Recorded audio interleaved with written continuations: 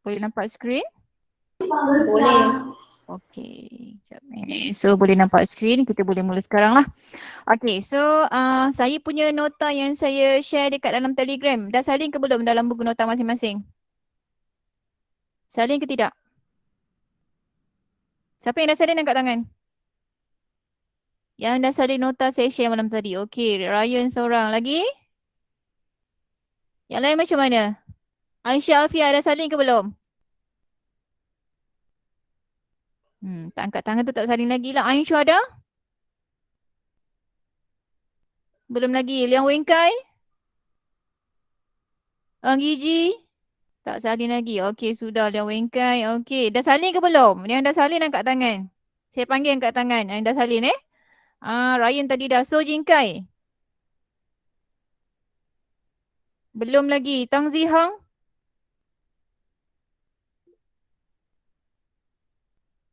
Li Wenfeng? Belum salin lagi. Kenapa tak salin lagi? Saya dah share dah semalam kan. Malam tadi saya share. Okay. Okay, so bila saya share, saya suruh awak salin dalam masa saya terangkan ni. Awak bolehlah rujuk balik semula nota yang awak dah salin. Wenfeng? Okay, nanti salin Yang lain pun sama juga. Siapa ni? Si Chen Nam dah salin ke belum nota saya yang saya share malam tadi? Aisyah dah belum. Si Chen Nam belum salin juga. Kenapa tak salin? Okay.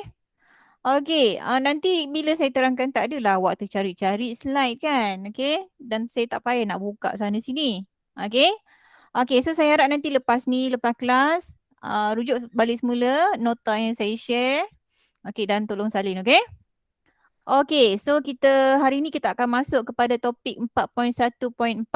Okay, kalau dekat dalam buku teks, awak boleh rujuk muka surat.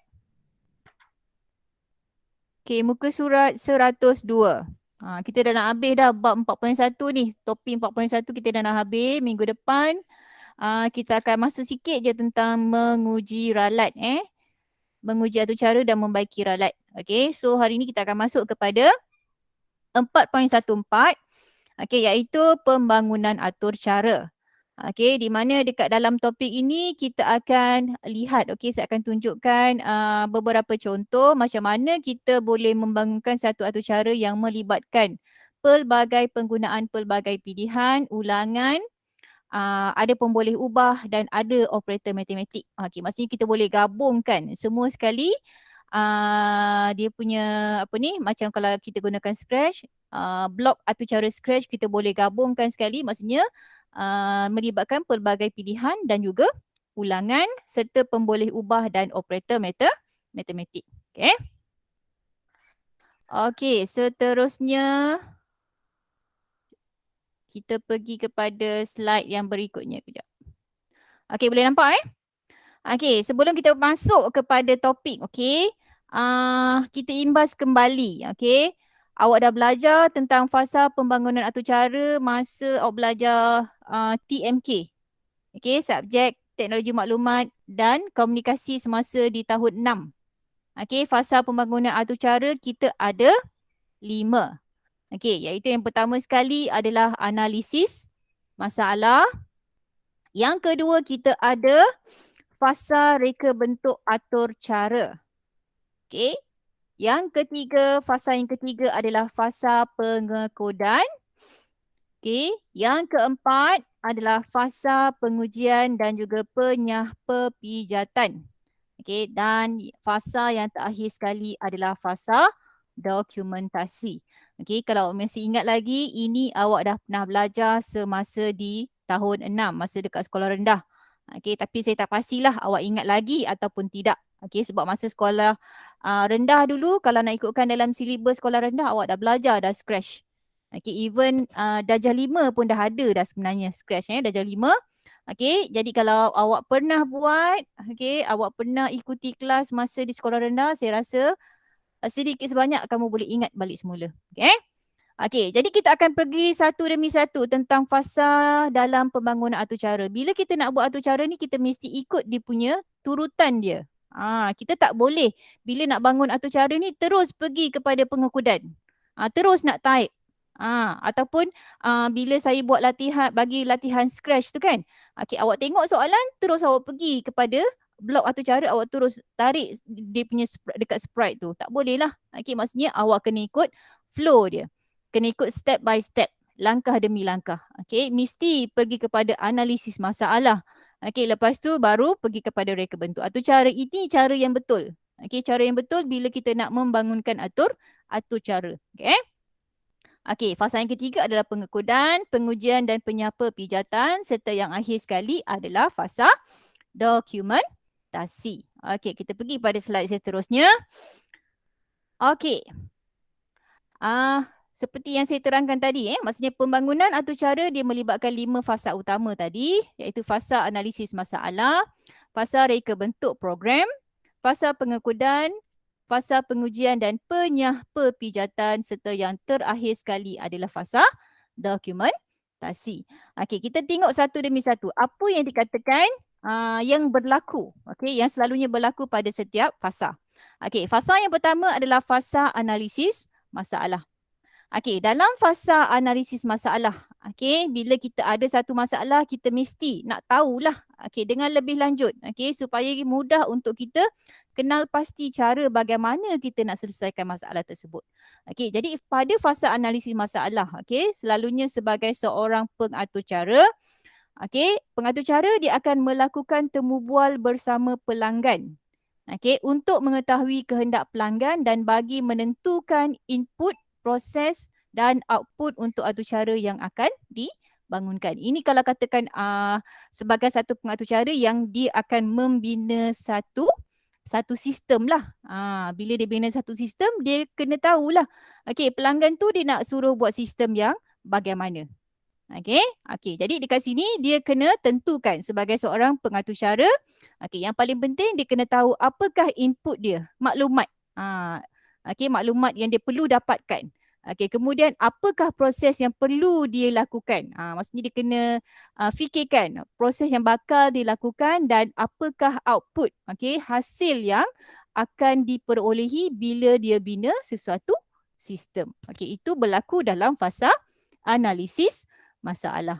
Okey, di mana semasa fasa analisis masalah ni, pengatur cara dia kena fikirkan kaedah-kaedah penyelesaian yang mungkin bagi masalah tersebut. Dekat sinilah pengatur cara dia kena gunakan teknik pemikiran computational yang awak dah belajar semasa dalam bab 1 kan. Maksudnya menggunakan teknik leraian, apa lagi? Teknik pengecaman corak, peniskalaan dan juga pengitlakan. Sebab kita kena fikirkan kaedah penyelesaian. Sama ada kita nak gunakan kesemua sekali ataupun hanya beberapa teknik sahaja. Jadi sebagai seorang pengatur cara, pada masa inilah, maksudnya bila kita nak menyelesaikan masalah, kita kena gunakan teknik pemikiran computational. Itu yang berlaku dalam fasa analisis masalah. Seterusnya kita pergi kepada fasa yang kedua. Fasa yang kedua apa dia? Apa fasa yang kedua? Imanina. Apa fasa yang kedua Imanina? Nurul Imanina. Apa fasa yang kedua? Imanina ada ke tidak? Nurul Imanina ada ke tidak ni? Apa dia fasa yang kedua? Dekat depan ni saya dah tunjukkan dah dekat skrin ni. Tolong bacakan aja. Apa fasa yang kedua? Hai anak-anak, boleh respon saya tak? Apa fasa yang kedua?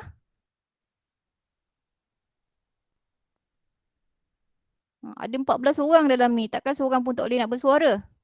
Fasa yang kedua apa dia? Siapa boleh jawab?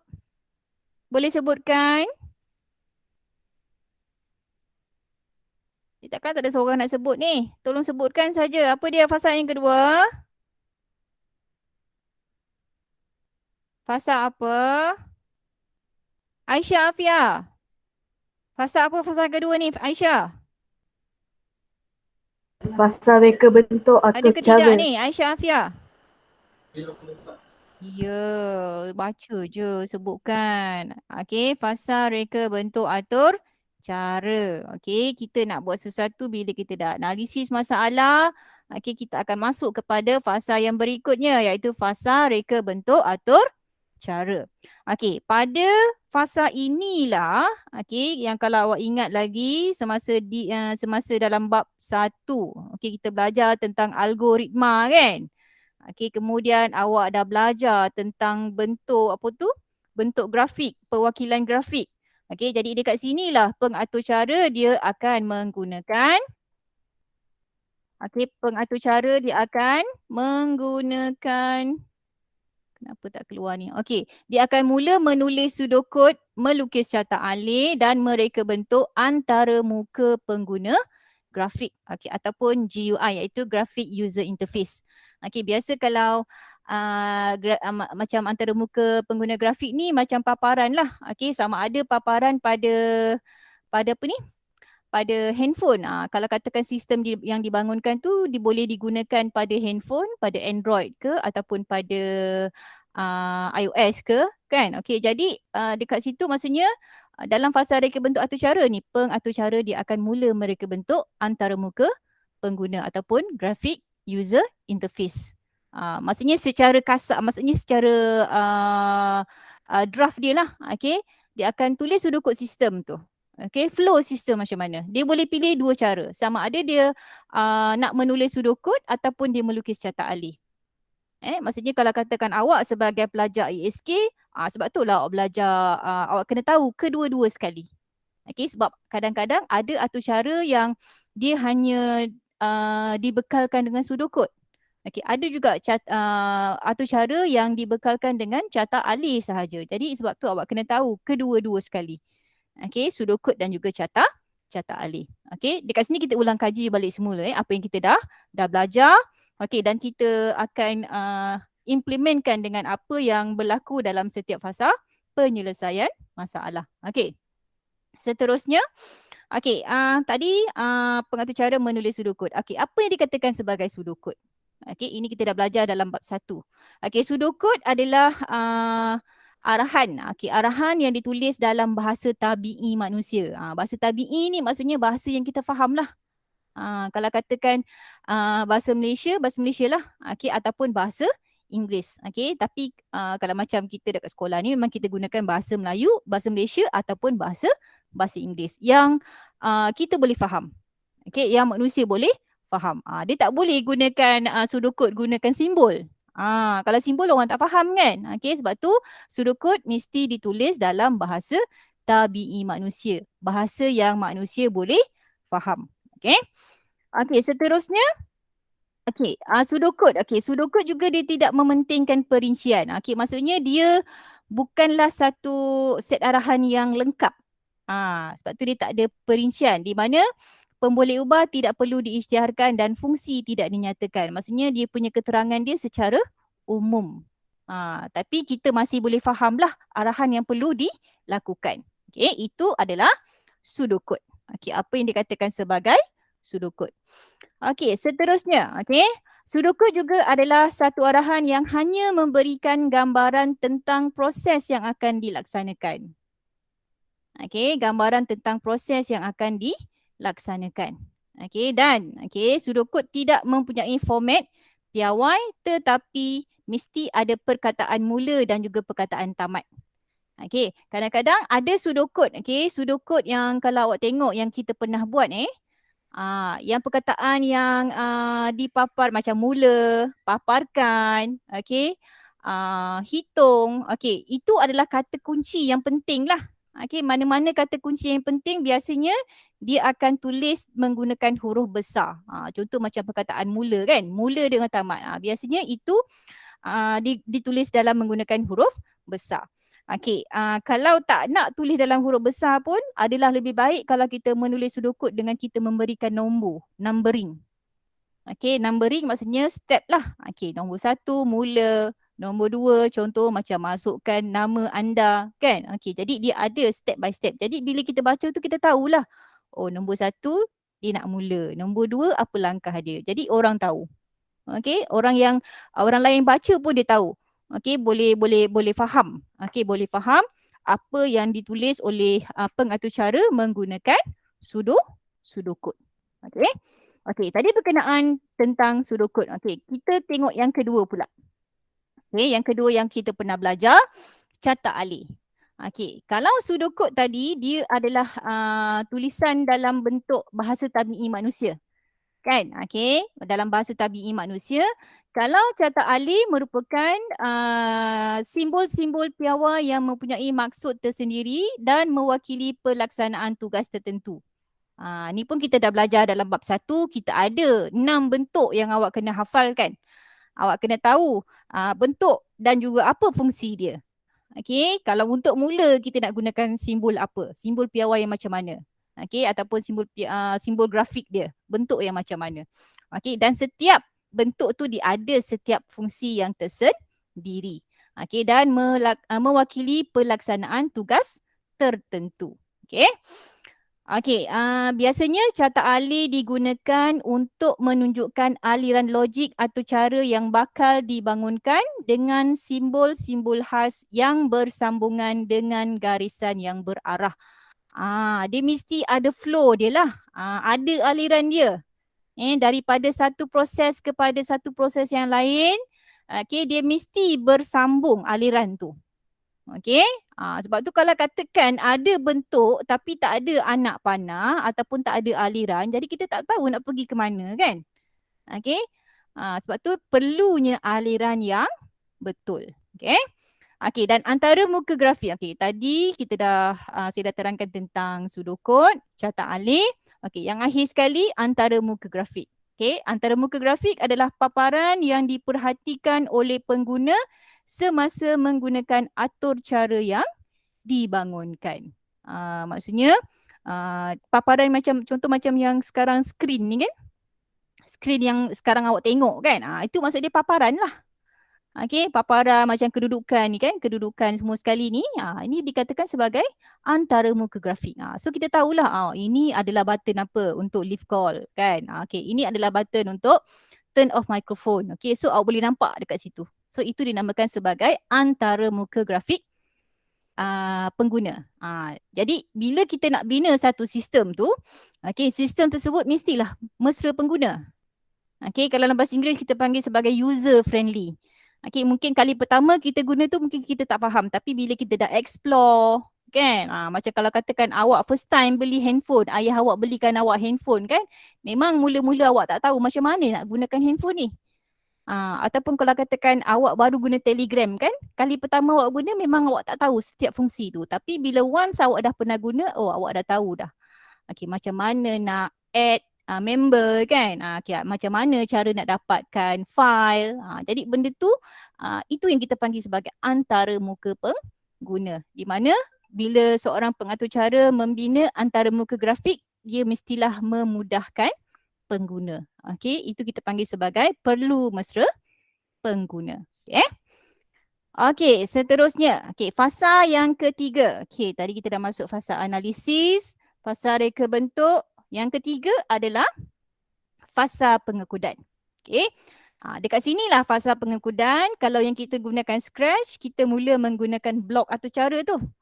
Okey. Kalau yang macam pengatur cara lain, contoh kalau macam sama ada dia menggunakan Python ke, okey, dia menggunakan Java, dia gunakan C++, Visual Basic. Okey, maksudnya itu digunakan semasa fasa pengekodan. Fasa pengekodan nak gunakan Java ni kita tak boleh guna masa fasa analisis sebab dia tak terlibat langsung. Okey, fasa pengekodan ini di mana kita mula menaip kod atur cara. Okey.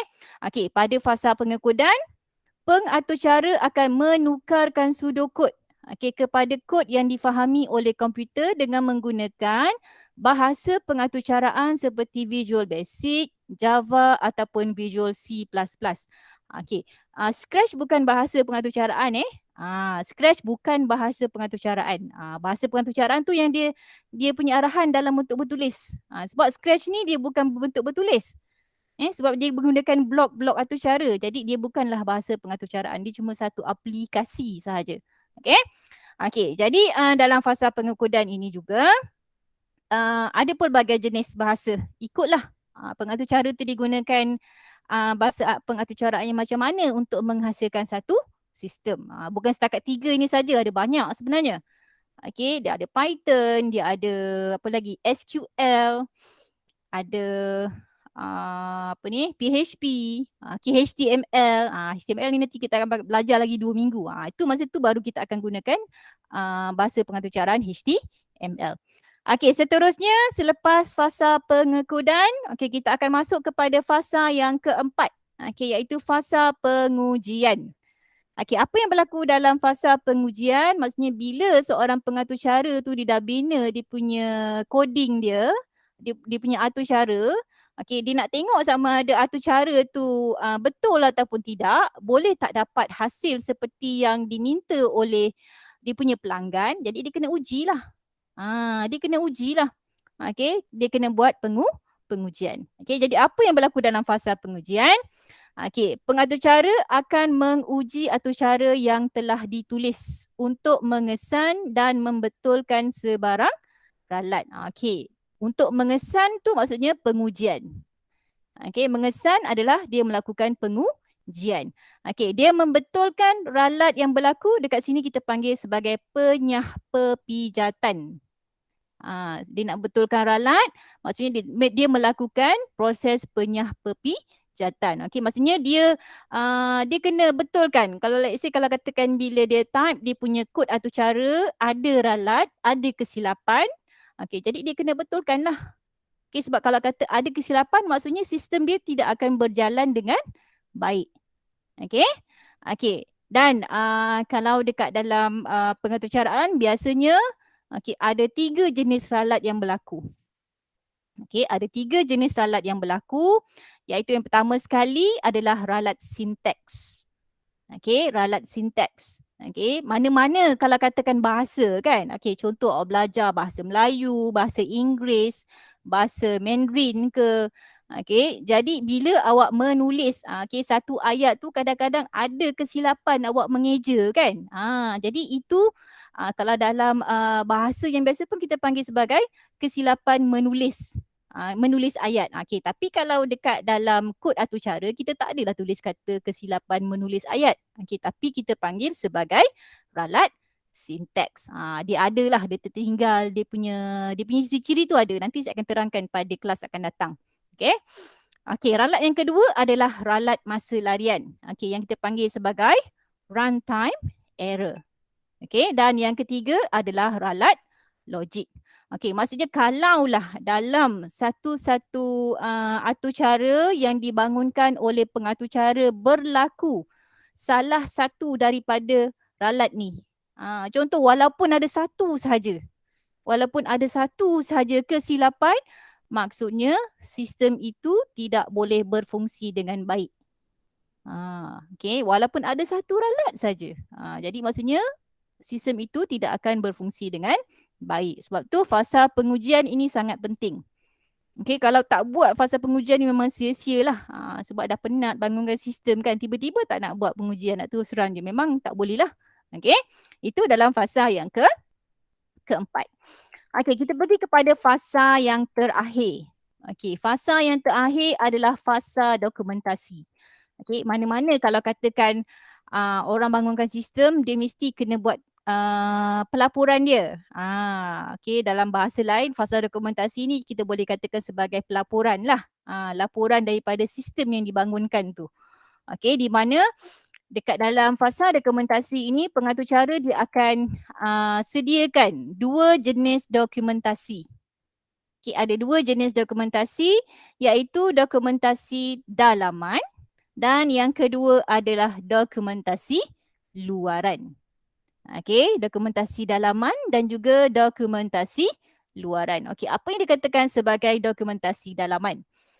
Okey, dokumentasi dalaman biasanya dia disediakan untuk kegunaan pengaturcara lain ataupun pihak pelanggan bagi memudahkan penyelenggaraan atur cara ataupun sistem yang dibangunkan. Okey, ini contoh macam ni lah. Okey, andai kata siapa ni Tong Zing Hong. Okey, Tong Zing Hong dia bekerja dekat sebuah syarikat, dia ditugaskan untuk membuat satu acara sistem.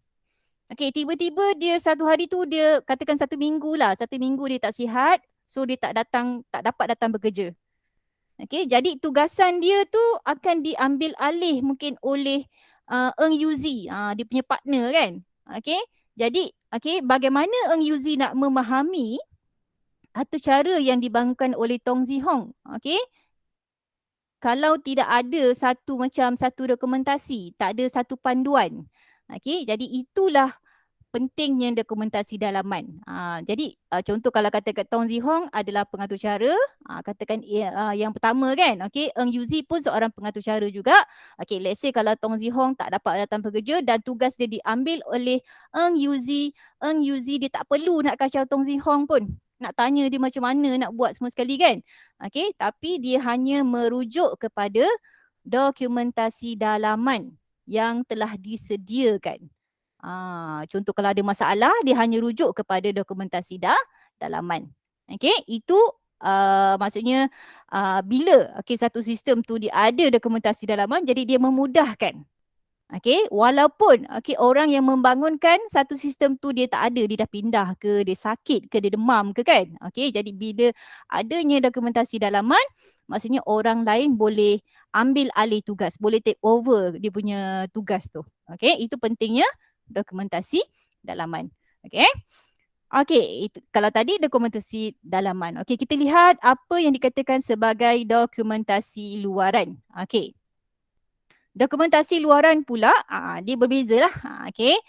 Maksudnya adalah satu dokumentasi ataupun panduan yang disediakan kepada pengguna akhir yang akan menggunakan atur cara tersebut. Okey, contoh kalau katakan kita beli barang kan, beli barang contoh macam printer ke barang elektrik, tak kira lah. Okey, yang memerlukan kepada kita macam nak set up semua sekali kan. Bila first time kita beli printer, biasanya kita akan set up. Okey, jadi kalau tak ada panduan, jadi mungkin kita sebagai pengguna tak tahu nak buat apa. Betul? Kita tak tahu nak buat apa. Kalau katakanlah seorang pembangun sistem, dia cipta satu sistem tapi dia tak sediakan panduan untuk pengguna. Jadi pengguna kali itu je lah, kali pertama seorang tu je yang beli sistem tu. Contoh barang tu kan, orang lain dia tak nak beli sebab yang menghasilkan sistem tersebut dia tak sediakan panduan kepada pengguna. Okey, apa pentingnya dokumentasi luaran? Supaya dia boleh membantu pengguna akhir. Pengguna akhir maksudnya kita lah, macam orang yang akan menggunakan sistem tersebut. Okey, supaya mereka boleh menggunakan sistem tersebut dengan baik. Okey, jadi itulah pentingnya dokumentasi luaran dan juga dokumentasi dalaman. Okey, jadi sebagai seorang pembangun sistem, okey, bila kita nak bangunkan sesuatu sistem, kita kena ikut setiap fasa tu. Daripada fasa yang pertama, analisis masalah, reka bentuk atau cara, pengekodan, pengujian dan penyah perpijatan dan akhir sekali dokumentasi. Barulah lengkap. Barulah lengkap kita punya satu sistem yang kita bangunkan. Okey, dan sistem itu dapat digunakan dengan baik oleh pengguna. Okay? Okey, jelas Okey, so macam saya cakap tadi, dokumentasi luaran menerangkan cara-cara untuk menggunakan atur cara. Contoh macam manual pengguna lah. Okey, macam manual pengguna. Okey, so itu tentang fasa-fasa dalam pembangunan atur cara. Okey, kita boleh lihat contoh dia Contoh bagaimana yang dikatakan sebagai analisis masalah. Okey, awak boleh lihat dekat dalam buku teks muka surat 103. Okey, langkah 1 dia kata, langkah-langkah berikut menunjukkan contoh bagi membangunkan satu atur cara. Okey, ini adalah contoh langkah analisis masalah. Okey, langkah untuk analisis masalah, maksudnya masalah dia adalah kita kena paparkan satu soalan hasil darab 2 nombor yang dijanakan secara rawak daripada 1 hingga 10. Maksudnya itu dia punya tugasan lah. Kita kena hasilkan satu sistem yang dia akan memaparkan satu soalan hasil darab 2 nombor yang dijanakan secara rawak daripada 1 hingga 20. Okey, kemudian nombor yang disimpan tadi, maksudnya kita simpan jawapan kepada soalan yang dijanakan dalam pemboleh ubah. So kita kena create satu pemboleh ubah. Okey, tunggu pengguna menaip jawapan. Okey, jika pengguna menaip X, atur cara akan berhenti. Okey, kemudian langkah yang kelima, semak jawapan. Okey, jika betul, dia akan paparkan mesej tahniah. Okey, kemudian kemas kini dan paparkan bilangan soalan yang dijawab dengan betul. Okey, jika salah, paparkan mesej jawapan betul ialah berapa. Ini contoh analisis masalah. Okey, andai kata awak ditugaskan, ada kena bina satu sistem. Contoh macam nak kena buat scratch kan. So dekat sinilah awak kena kenal pasti, kena analisis masalah. Okey, apakah dia punya input dia? Input dia nombor lah. Nombor kan. Okey, kemudian apa proses dia? Proses dia adalah hasil darab. Okey, dan apa jawapan yang akan maksudnya dia punya output apa dia? Okey, output dia adalah kena paparkan. Kena paparkan apa?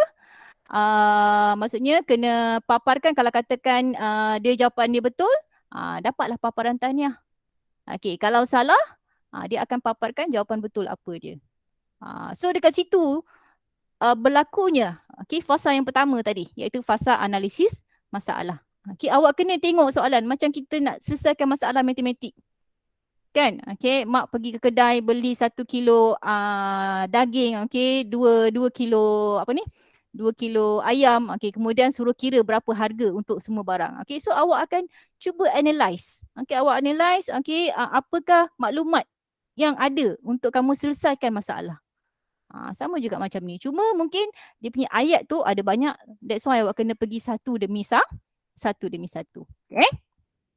Okay, seterusnya. Daripada analisis masalah ni, kita boleh kita boleh buat satu pseudocode. Kita buat pseudocode. Bagaimana kita boleh mereka bentuk satu atau cara supaya dia memenuhi kehendak soalan tadi. Jadi bila kita gambaran, bila katakan awak buat satu sistem, mula-mula sekali memang kita kena bagi soalan. Kan? Paparkan arahan soalan. Kemudian selepas itu paparkan bilangan soalan yang dijawab betul. Itu nantilah. Maksudnya dekat sini ada pengulangan. Dia akan ada pengulangan dekat sini. Janakan 2 nombor secara rawak dari 1 hingga 20. Janakan 2 nombor secara rawak daripada 1 hingga 20. Tak kira lah secara rawak ni kan, sebab mungkin masuk 2 nombor 11 dengan 7. Mungkin juga ada pengguna masukkan 8 dengan 9. Kemudian kita akan hitung hasil darab bagi 2 nombor tersebut. Paparkan kedua-dua nombor yang dimasukkan tadi. Tadi kan dia masukkan 2 nombor kan? Dan tanya soalan. Dia akan tunggu input daripada pengguna. Contoh kalau katakan 10 darab dengan 2.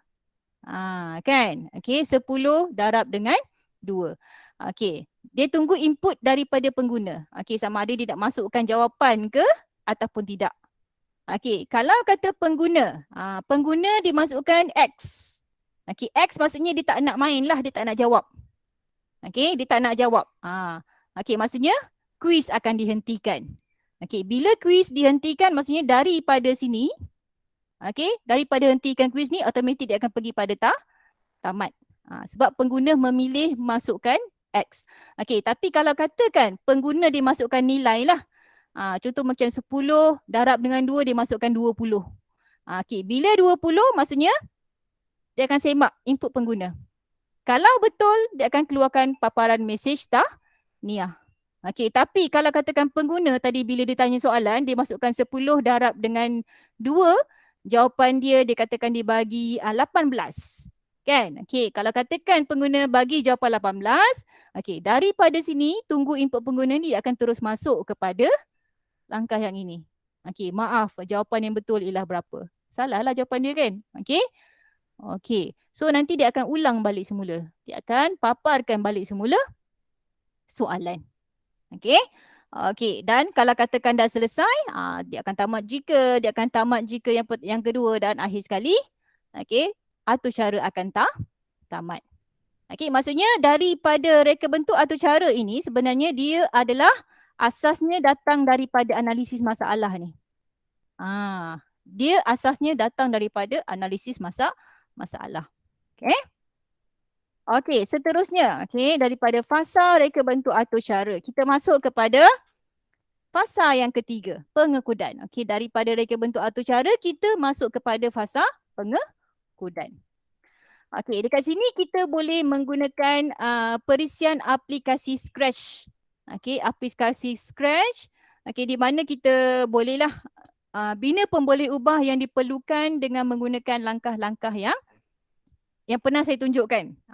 Jadi apa yang dekat sini awak kena kenal pasti, apakah pemboleh ubah yang perlu ada. Okey, jadi mesti ada nombor. Kan? Sebab ada 2 nombor kan? Jadi mesti kita namakanlah nombor 1 dengan nombor 2. Okey, maksudnya nombor 1 dengan nombor 2 adalah nombor-nombor yang dijanakan secara rawak. Diikut kepada pengguna nak masukkan nombor berapa pun.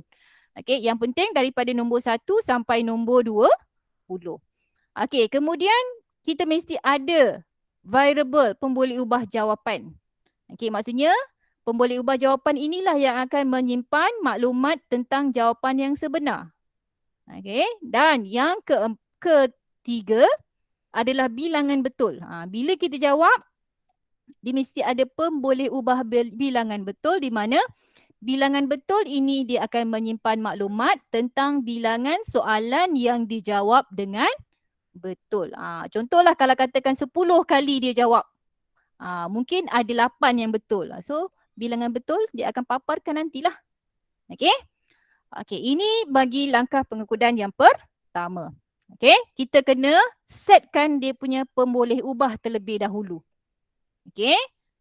Okey, selepas kita tentukan pemboleh ubah, langkah yang seterusnya adalah kita mengekutkan atur cara. Okey, kita mengekutkan atur cara, maksudnya yang ni kita yang set bilangan betul. Ini semua sekali yang kita dah kita dah tetapkan tadilah dia punya pemboleh ubah. Bilangan betul, nombor 1, nombor 2, jawapan. Okey, kemudian show variable, maksudnya dia akan paparkan dekat sebelah kiri sprite tu kan. Okey, dia akan paparkan dekat situ. Okey. Okey, kemudian dekat sini hide variable jawapan. Kenapa kita nak letakkan arahan hide variable jawapan? Okey, di mana pemboleh ubah jawapan dia perlu disembunyikan. Kita tak nak dia appear. Dia maksudnya dia kekal dekat situ. Okey, supaya jawapan tidak dipaparkan. Kita tak nak bila dia masuk terus papar. Kita nak kena dia jawab soalan dulu baru jawapan itu dipaparkan. Okey, maksudnya jawapan sebenar hanya akan dipaparkan jika pengguna telah menjawab soalan jawapan yang salah. Kalau betul dia dia akan paparlah, tapi kalau katakan jawapan salah tu dia tak akan papar. Okey. So ini masuk kepada dia punya pemboleh ubah yang awal sekali semasa kita nak mengekutkan atur cara. Okey, seterusnya langkah yang seterusnya adalah langkah di mana kita menggunakan kawalan pilihan ataupun kawalan ulangan. Okey, kawalan pilihan ataupun kawalan ulangan. Okey, maksudnya dekat sini dia akan bertanya kepada pengguna lah. Okey, sila jawab soalan-soalan berikut ataupun type X untuk berhenti. Dekat sini dia tanya. Okey, kalau katakan pengguna dia tak nak jawab, dia terus keluarlah daripada sistem. Dia akan terus pergi tamat. Okey, tapi kalau katakan dia jawab okey, maksudnya dia tak beri jawapan X, maksudnya dia akan terus masuk kepada arahan ni. Okey, arahan dia maksudnya set nombor 1 kepada berapa.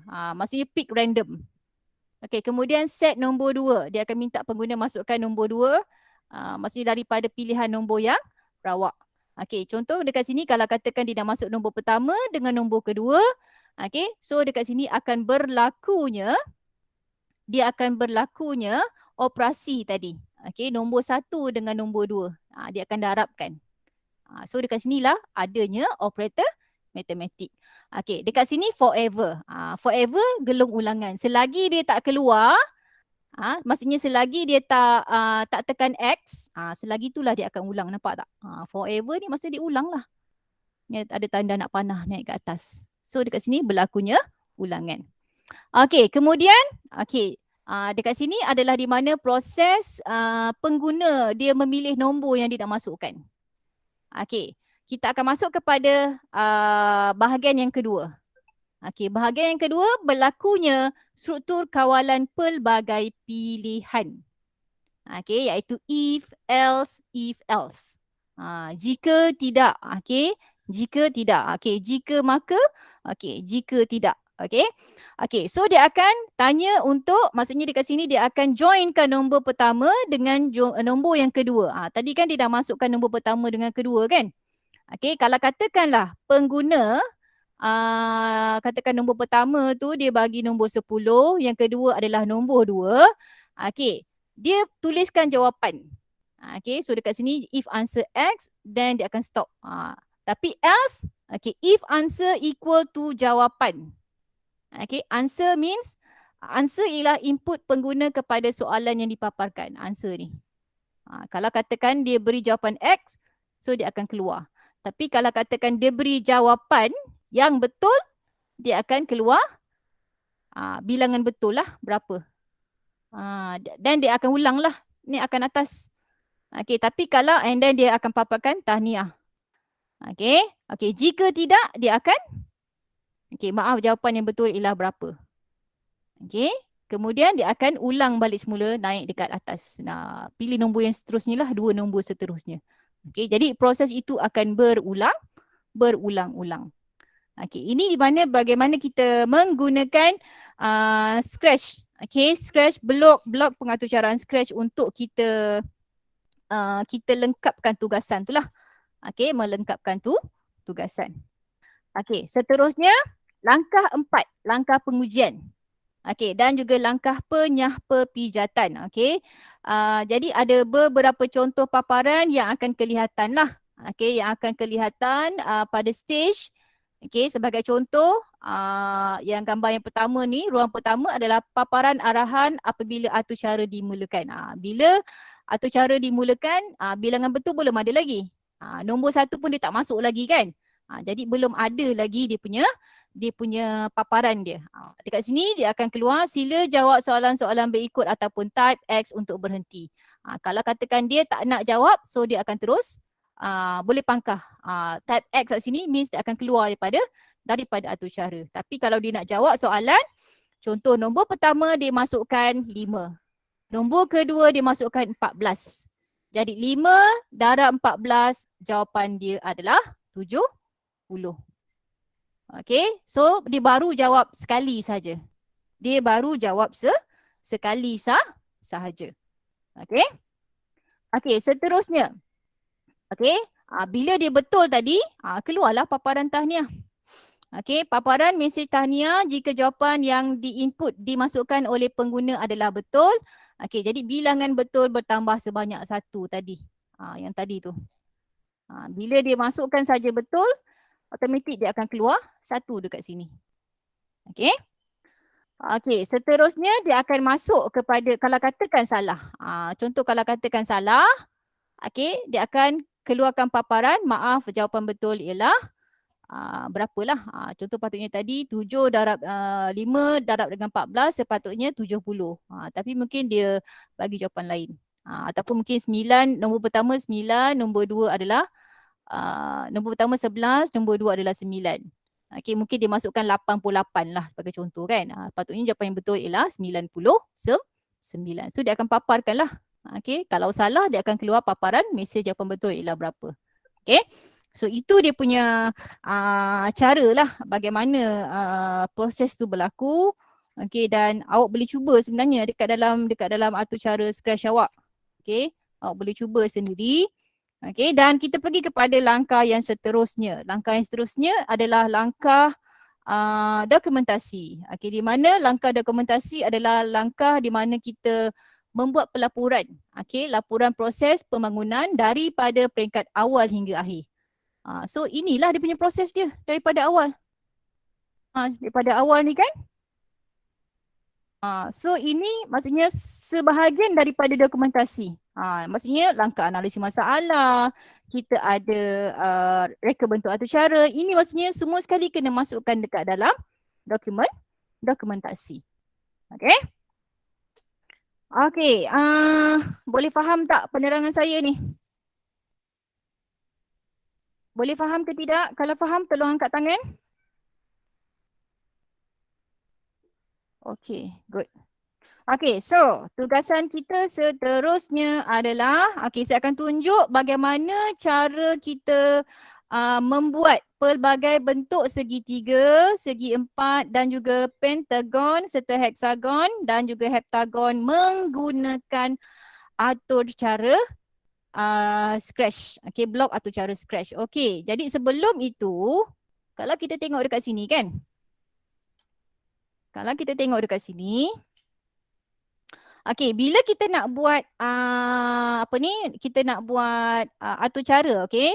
Contoh kalau katakan dia mesti dekat dalam satu atur cara tu dia mesti ada dekat paparan antara muka lah. Dekat paparan antara muka pengguna maksudnya dia mesti ada, pengguna dia boleh buat pilihan. Dia nak kira segitiga ke, dia nak kira segi empat ke, dia nak kira pentagon ke, heksagon ataupun heptagon. Okey, jadi maklumat sebelum kita membuat atur cara, jadi kita kena tentukan dia punya maklumat dia. Okey, kalau untuk segitiga ada berapa bilangan sisi? Boleh buka mic jawab jangan biasa cakap sorang-sorang. Ada berapa sisi segitiga? Ada berapa sisi segitiga? Ada siapa boleh jawab segitiga ada berapa sisi?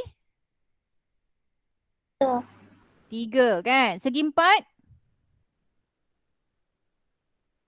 Segi empat ada 4 lah. Pentagon? Pentagon apa? 5 kan? Okey, kemudian heksagon ada 6 dan heptagon ada 7 sisi. Okey, kalau segitiga jumlah sudut, ketiga-tiga kalau kita jumlahkan sudut dia ada 180 darjah. Betul? Segi empat 360 darjah. Okey, kalau pentagon ada berapa sisi dia? Pentagon ada berapa sisi dia? Sorry, dia punya sudut, jumlah sudut semua sekali. Setiap sudut tu ada berapa? 500? Tahu tak? 540 darjah. Okey, kalau heksagon kita ada 720 darjah. Heptagon kita ada 900 darjah. Okey, maksudnya kalau kita nak bina segitiga macam ni lah. Contoh segitiga kan. Ni segi empat. Okey, kemudian pentagon. Okey, pentagon. Okey, kemudian kita ada heptagon, heksagon, heksa ada 6 sisi kan. Okey. Kemudian kita ada apa tu? Heptagon ada 7. 1, 2, 3, 1, 2, 3, 4, 5, 6, ada 7. 1, 2, 3, 4, 5, 6, 7. Betul ke? Okey, 7. Okey, sudut perluaran. Okey, apa yang dikatakan, kenapa maklumat ini kita perlukan untuk kita membina atur cara? Okey, sebab kita nak bina, okey, kita bermula daripada sini. Contoh kita bermula, saya tukar pen warna lain lah. Okey, saya tukar pen warna merah. Okey, kita mula daripada sini kan. Okey, contoh kita bermula daripada sini, kita nak gerak naik ke atas. Naik ke atas maksudnya kita perlukan berapa darjah? Kalau dekat dalam ini biasa 60 kan. Okey, jadi bila kita sudut perluaran maksudnya kita nak membentuk segitiga. Jadi kita bentuk dekat sini maksudnya kita perlukan sebanyak 120 darjah. 120 darjah untuk kita membentuk. Okey, pusingan supaya dapat menghasilkan segi 3. Okey, kalau segi 4 maksudnya kita perlu pusingan sebanyak 90 darjah. Okey. Kalau pentagon ni, maksudnya kalau 540 ni kita bahagi kepada 5 dapat berapa? Siapa boleh jawab saya? 540 bagi 5 berapa jawapan dia?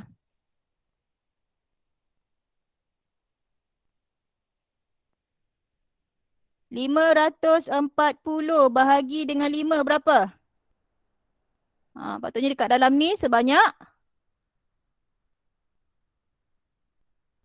108 kan? Patutnya dalam ni nilai dia adalah 108, 108. Tapi kita nak sudut peluaran dia supaya kita boleh membina yang ini. Maksudnya sudut peluaran yang kita perlukan adalah sebanyak 72 darjah. Okey, manakala untuk heksagon yang bahagian dalam ini adalah 120. Bila kita nak bina sudut peluaran, maksudnya kita kena bina sebanyak 60 darjah dia punya sudut peluaran dia. Okey, manakala untuk heptagon 900 bagi 7, okey, bahagian dalam ini adalah 128.6, tapi kita nak sudut peluaran dia. Sudut peluaran dia adalah 51.4. Ini kita perlukan dia punya maklumat dia supaya nanti kita boleh membuat satu atur cara supaya kita boleh minta pengguna membuat pilihan. Sama ada dia nak buat segitiga ke, dia nak buat segi empat ke, pentagon, heksagon ataupun oktagon. Okey, jadi ini adalah maklumat asas yang awak perlukan, dia punya input dia. Supaya daripada maklumat ini yang awak boleh create. Boleh create dekat dalam awak punya atur cara Scratch. Okey, so dekat sini boleh faham ya? Boleh faham angkat tangan? Sebab kita nak gunakan maklumat ini, lepas ni saya tunjukkan macam mana cara kita nak gunakan maklumat yang tadi tu. Okey. Okey, jadi daripada sini okey, saya akan buka saya punya ni jap Saya stop. Saya buka saya punya Scratch. Okey. Boleh nampak Scratch saya ni? Okey, kalau tadi kita dah sediakan dia punya maklumat. Okey, jadi kita nak buat lah. Okey, dekat sini saya tukar. Saya tak nak guna sprite ni. Kita gunakan apa Saya gunakan butterfly lah. Okey, saya gunakan butterfly. Sprite ni saya buang. Okey, so langkah pertama apa kita nak buat?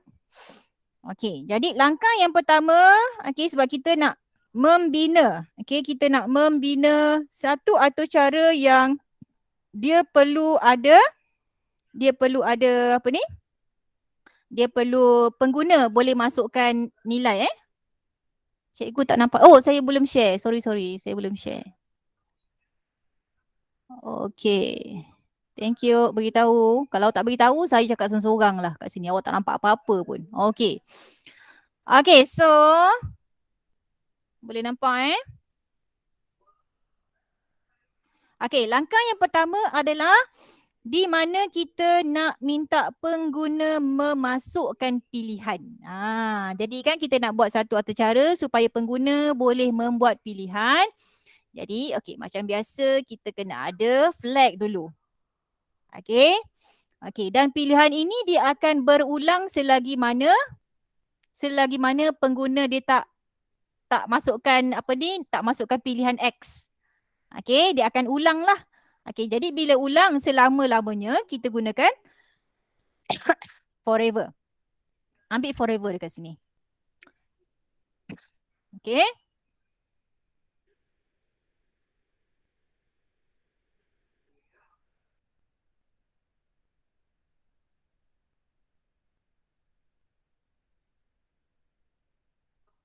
Okey, sorry. Okey, so dekat sini adalah forever. Okey, kemudian kita akan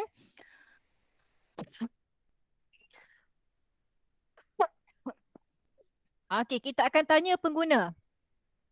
Okey, kita akan tanya pengguna minta dia masukkan nombor, masukkan pilihan dia. Okey, ask. Okey, masukkan nombor pilihan. Okey, masukkan nombor pilihan anda. Okey, selepas dia masukkan pilihan, okey, dia dah habis masukkan pilihan, kita kena clearkan lah. Dia dah masukkan kan? Okey, so dia punya atur cara dia akan clear. Okey, selepas itu kita akan setkan pilihan.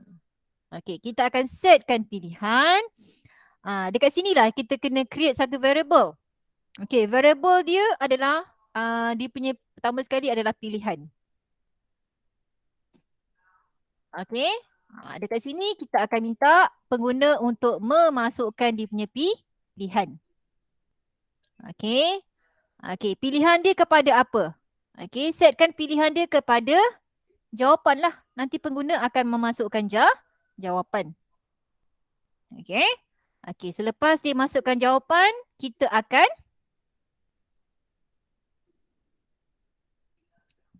akan pergi kepada mana broadcast. Okey. Kita akan broadcast. Broadcast ni kita akan maksudnya kita akan masuk kepada pilihan lain lah. Kita akan bagi tahu dia untuk broadcast apa. Dia akan pergi kepada arahan seterusnya. Okey, maksudnya kita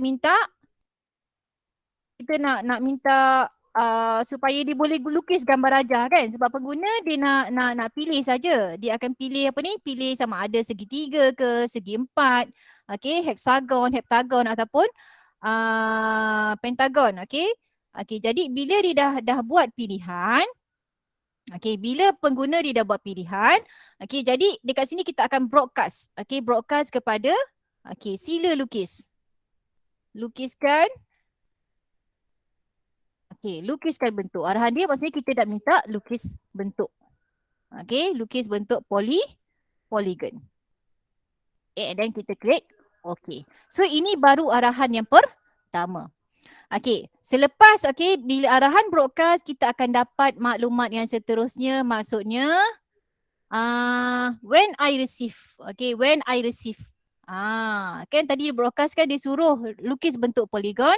Okey, jadi when I receive lukis bentuk polygon, maksudnya dia akan beri arahan. Kita akan create arahan macam mana nak melukis bentuk polygon yang pengguna minta.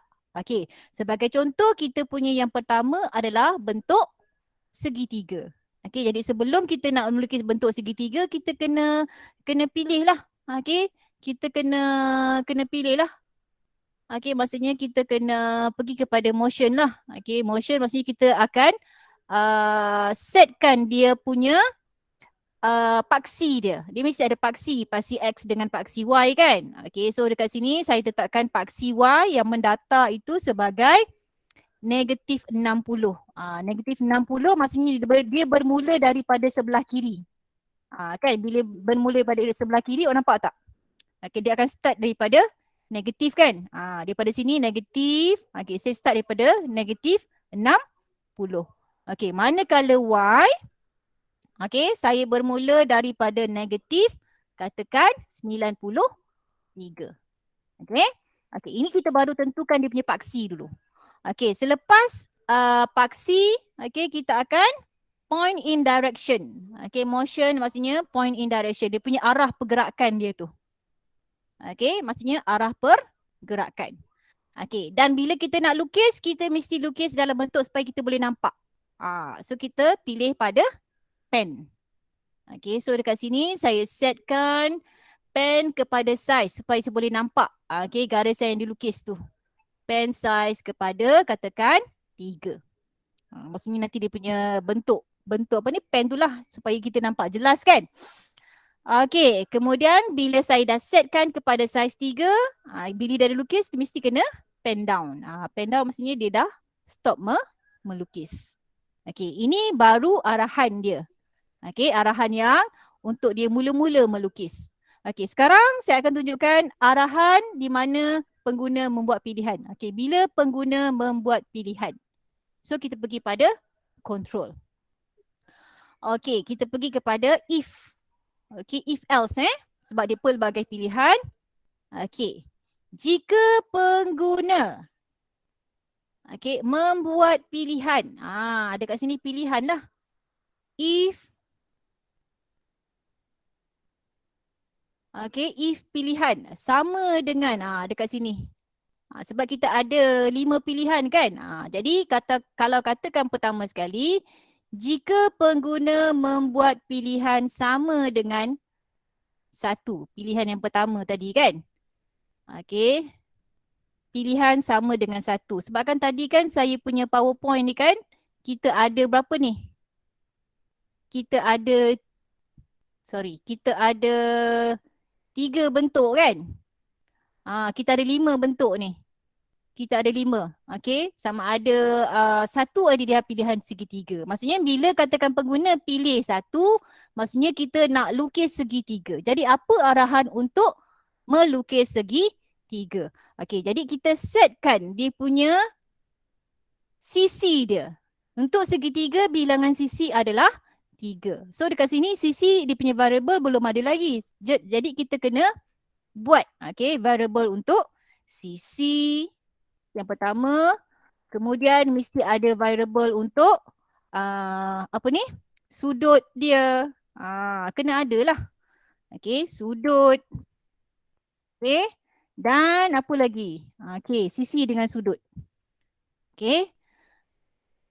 Sisi dengan sudut. Jika dekat sini jika untuk segitiga kita setkan dia punya sisi dia. Kita kena setkan sisi. Kalau segitiga maksudnya kena ada 3 sisi lah.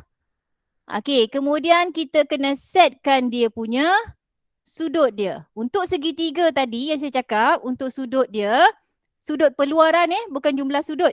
Sudut peluaran untuk segitiga tadi. Peluaran untuk segitiga adalah 120.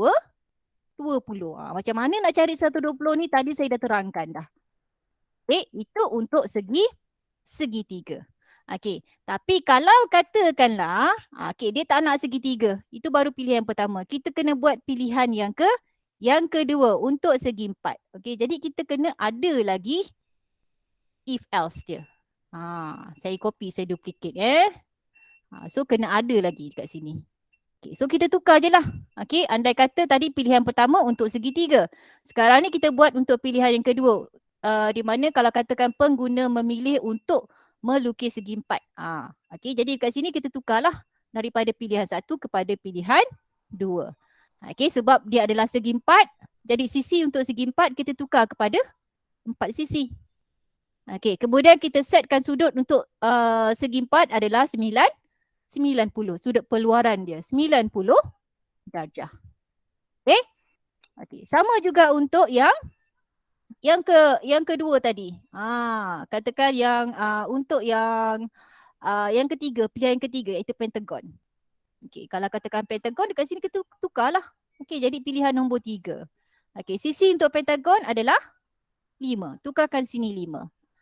Sudut untuk pentagon, sudut peluaran untuk pentagon tadi adalah 72 darjah.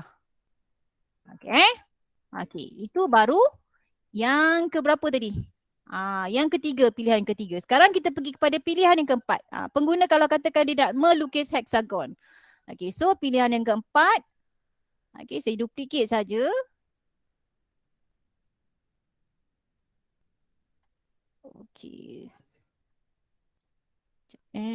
Duplicate, saya masuk dekat sini. So tadi pilihan ketiga, sekarang ni pilihan yang keempat. Pilihan yang keempat adalah saya nak lukis bentuk heksagon. Heksa dia ada berapa sisi? Ada 6 sisi kan? Tukarlah kat sini 6. Kemudian sudut peluaran untuk heksa adalah 60. Dan akhir sekali adalah pilihan untuk yang akhir sekali. Yang akhir sekali adalah pilihan yang untuk pilihan yang kelima. Yang kelima adalah untuk melukis bentuk apa? Bentuk heptagon. Heptagon, pilihan yang kelima, dia ada. Okey, sisi dia ada 7. So tukarkanlah. Sudut peluaran dia adalah 51.4. Okey. So ini baru yang baru kita tentukan okey dia punya formula untuk melukis bentuk. Yang ini yang pertama sekali formula untuk melukis bentuk segitiga. Yang ini adalah arahan untuk melukis segi 4. Yang ini arahan untuk melukis segi pentagon. Okey. Yang ini adalah untuk hexagon dan yang terakhir adalah untuk heptagon. Okey, so kalau boleh tengok dekat sini pun boleh keluar. Okey, pilihan sisi dengan sudut. Okey, itu baru siap yang pertama. Okey, contoh bila katakan selagi pengguna belum berhenti, kita kena ulang lah. Okey, untuk ulang kita pilih pada repeat. Okey, kita nak ulang apa? Kita nak ulang sisi dia. Kita nak ulang sisi dia. Okey, kita akan ulang sisi, kemudian dia akan move. Dia akan move berapa? Okey, katakan pergerakan daripada kiri ke kanan, katakan saya nak suruh dia bergerak sejauh 150 steps. Langkah, kemudian dia akan turn. Dekat sini turn ni. Turn ikut kepada bilangan degree lah. Okey, turn apa? Turn dekat sini kita masukkan dia punya variable dia. Sudut. Apa yang akan berpusing? Sudut lah yang akan pusing. Ikut kepada pilihan dia. Kalau sudut 90, so dia akan keluarkan 90. Sekejap ini saya buang. Dalam ni saya kena kosongkan. Okay, saya nak masukkan sisi. Dan dalam ni pun kita kena buang. 10 ni kita kena kosongkan. Kita masukkan sudut. Okay. Okay, so dah selesai. Okay, ini adalah arahan dia. Sekarang kita nak semak. Okay, kita nak semak dia punya jawapan dia. Okay, so saya save as. Okay. Latihan Scratch. Polygon 1. Okay. So, bila saya run, okay, awak boleh nampak awak akan nampak dia punya hasil dia. Saya run. Okay. Dia akan tanya, masukkan nombor pilihan anda. Okay. Kalau katakan saya nak tengok macam mana dia lukis segitiga, bentuk segitiga. So, saya masukkanlah pilihan 1. Pilihan 1, saya enter. Nampak bentuk segitiga. Okay. Okay. Kemudian kalau katakan saya tak nak bentuk segitiga, saya masukkan pilihan 5. Pilihan 5. Nampak bentuk? Bentuk apa ni? Bentuk heptagon kan? Sebab dia ada 7 sisi. 1, 2, 3, 4, 5, 6 dan 7. Nampak dekat sini. Pilihan nombor 5. Sisi ada 7. Sudut 51.4. Sudut peluaran dia ni. Okay, sudut dia 51.4. Okay. Okay, kemudian apa nama dia? Kalau katakan saya masuk pilihan 4. Pilihan 4. So, dia akan bentuk hexagon lah. Okay, hexagon iaitu pilihan nombor 4. Sisi ada 6, sudut 60 darjah. Okay. Okay, so itu cara dia. Maksudnya dekat sini bila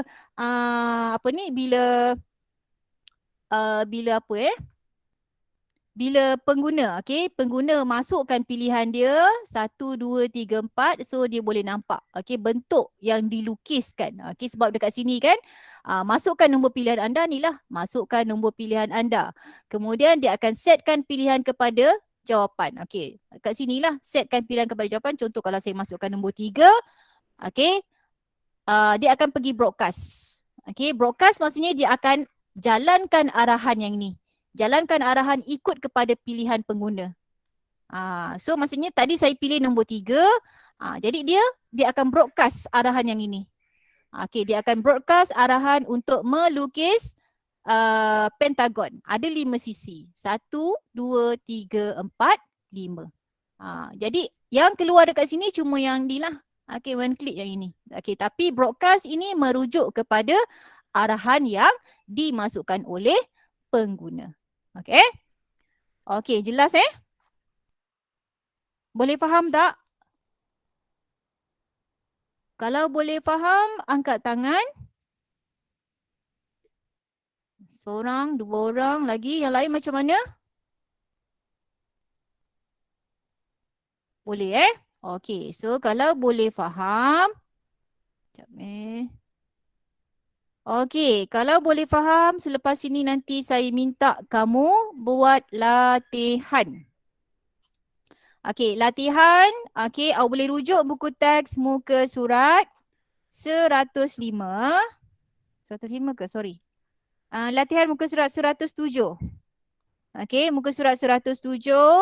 Saya nak kamu membina satu atur cara. Lebih kurang macam tadi Lebih kurang macam tadi juga. Tapi sekarang ini okay, maksudnya awak kena create dalam bentuk bentuk scratch lah. Pertama sekali dia mesti ada ni Okay, maksudnya awak kena ikut step dia. Okay, kena lakarkan carta alih juga. Kena lakarkan carta alih atau tulis pseudocode. Okay, yang ini awak boleh rujuk buku teks muka surat 106 dan juga 107. Okay, muka surat 106 dengan 107. Okay, nombor 2, lakarkan carta alih. Buat carta alih dalam buku latihan.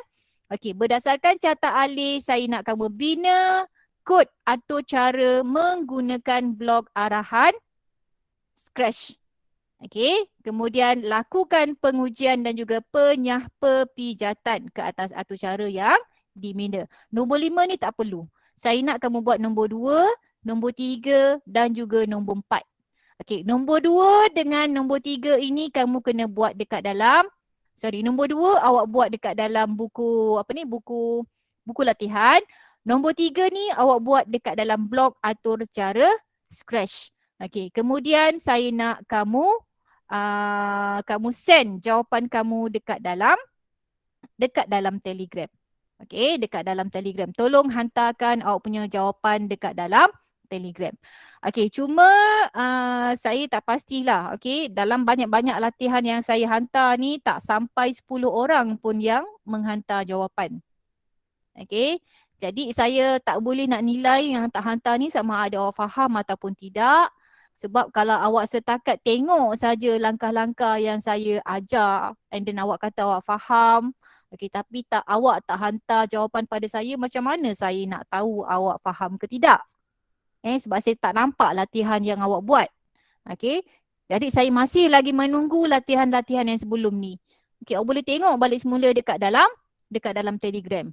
Okay, ini umpama macam katakan orang yang lapar lah. Okay, macam orang lapar. Kalau katakan awak lapar, makanan dah ada atas meja dah. Okay, makanan ada atas meja. Okay, tapi awak tak makan. Awak cuma rasa je. Awak tahu makanan tu sedap. Okay, tapi sebabkan awak tak makan, maksudnya awak akan tetap lapar lah. Awak tak akan kenyang. Okay, sama juga macam belajar. Kan? Macam belajar macam saya tunjukkan ni. Saya tunjukkan, awak kata awak faham. Okay, tapi awak tak buat. Okay, bila awak tak buat, awak tak ada kemahiran tu. Okay, jadi bila awak tak ada kemahiran, nanti dia akan mempengaruhi awak bila awak nak jawab PSA nanti. Okay, jadi untuk pengetahuan awak nanti bulan 10.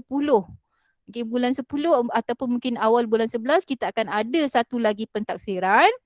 Okay, dan pentaksiran yang saya akan buat ni pun akan melibatkan apa yang kita belajar dalam pengatur syarat Scratch ni. Kalau katakan awak tak buat latihan-latihan saya beri, okay, saya bimbang mungkin awak tak akan dapat jawab soalan lah. Okay, sebab tu saya nak kalau mana yang hantar tu saya tahulah dia buat, dia faham. Okay, yang tak buat ni saya tak tahu. Sebab kalau tak faham, tak ada siapa yang bertanya pun yang tak menghantar ni. Jadi saya tak tahu macam mana keadaan dia. Okay, sepatutnya kalau awak tak faham, awak tanya saya cara macam mana nak buat. Okay, rakaman video pun saya dah beri pada awak. Okay, jadi kalau katakan awak tak nak bertanya dengan saya, tengoklah balik semula rakaman video. Okay, itu tujuan saya sediakan rakaman video supaya awak boleh tengok balik semula. Kalau tak faham, boleh recall balik semula. Okay, kalau katakan tak faham video, boleh tanya saya bila-bila masa. Okay, sehari ada 24 jam. Okay, takkan 10 minit tak ada boleh nak luangkan masa nak tanya dekat saya. Okay, jadi saya harap selepas ini kalau tak faham, bertanya. Okey, tugasan-tugasan yang saya beri pada awak walaupun tak hantar lagi, okey, awak ambil masa untuk hantar. Tapi kena buat juga, jangan tak buat. Okey, selagi awak tak buat, makin banyak nanti kerja awak nak kena buat. Okey? Okey, faham tak? Okey, kalau faham angkat tangan. Jelas arahan saya, kalau jelas penerangan saya ni. Angkat tangan. Tu, tak ada siapa nak angkat tangan juga. Aisyah lagi. Okey. So saya harap apa yang saya cakap ni awak ambil lah. Okey, ambil apa ni? Ambil maklum ambil tindakan. Yang tak siap lagi latihan tu, ambil masa untuk siapkan. Okey, sebab kalau awak tak buat, macam mana saya nak nilai awak? Okey, sebab penilaian ini nanti saya akan masukkan dalam awak punya PBD. Okey, PBD yang akan dimasukkan sekali dalam penilaian akhir awak nanti. Okey, jadi untuk kelas kita hari ni boleh faham apa yang saya cakap tadi tu? Okey, nanti lepas ni awak tengoklah balik semula video. Okey, video rakaman nanti lepas ni saya akan upkan dekat dalam Telegram macam biasa. Bila-bila masa kalau katakan awak nak tengok, boleh tengok. Okey, bila-bila masa awak nak tengok, awak boleh tengok balik semula. Kalau tak faham, mesej dekat saya. Bila-bila masa boleh mesej saya. InsyaAllah setakat ni mana-mana murid yang mesej saya akan cuba balas. Saya akan cuba jawab. Tanyalah macam mana pun. Okey? Okey, jadi sebelum kita habis kelas, saya nak ambil kehadiran dulu. Kejap Kejap mana saya nak kena stop dulu ni. Okey, saya kena stop rakaman dulu.